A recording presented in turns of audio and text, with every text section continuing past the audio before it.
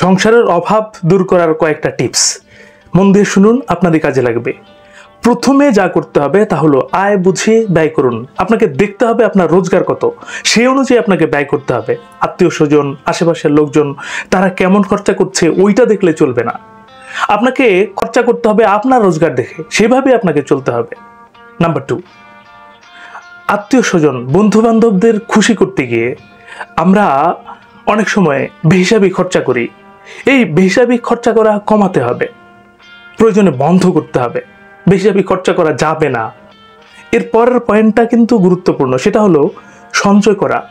আমরা অনেকেই আছি পরের দিনের কথা ভাবি না। আমরা যারা খেটে খাওয়া মানুষ, যারা মধ্যবিত্ত, আমরা কালকে কি করে আমার সংসার চলবে সেটা আমি ভাবি না। আমি যদি সেটা না ভাবি আর পরের দিন যদি আমার কাজ না থাকে, আজকে আমি 1500 টাকা রোজগার করে পুরোটাই যদি খরচ করি, পরের দিন যদি আমার কাজ না থাকে আমি চলবো কি করে? তাই আজকে যে টাকাটা আমি রোজগার করেছি সেখান থেকে অন্তত কিছু টাকা আমার সঞ্চয় করে রাখা প্রয়োজন, যাতে করে পরের দিন যখন আমার কাজ থাকবে না বা পরবর্তীকালে যখন আমার কাজ বাজ থাকবে না, তখন আমার এই সঞ্চিত অর্থ দিয়ে আমি কোনো রকমে চলতে পারবো।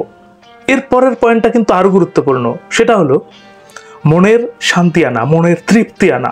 দেখুন, আপনি লক্ষ লক্ষ টাকা রোজগার করলেও সংসারের অভাব দূর করতে পারবেন না যদি না আপনি মনে তৃপ্তি না পান।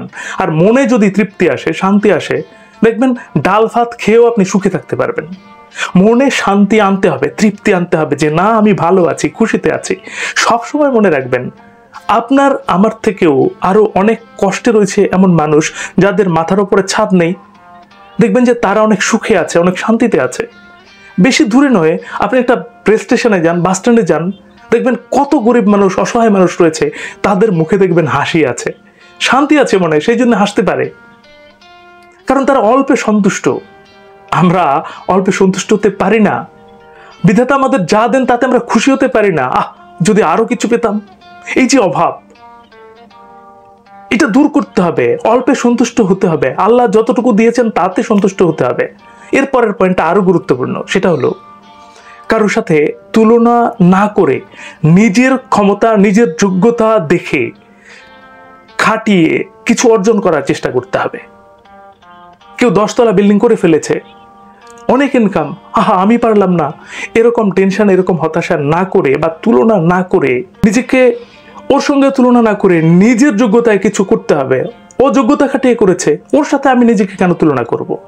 বরং আমি কঠিন পরিশ্রম করব যাতে অভাব দূর করা যায়, যাতে আরো বেশি রোজগার করা যায় সৎ উপায়ে। কারোর সঙ্গে তুলনা করে, কাউকে হিংসা করে, ঝগড়া করে নয়।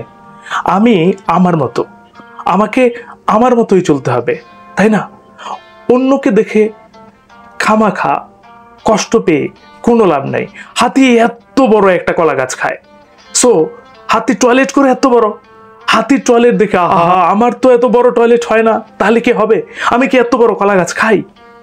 সুতরাং আমার যোগ্যতা অনুযায়ী আমাকে এগিয়ে যেতে হবে। এগিয়ে যান, ভালো শুনুন, ভালো থাকুন। ধন্যবাদ।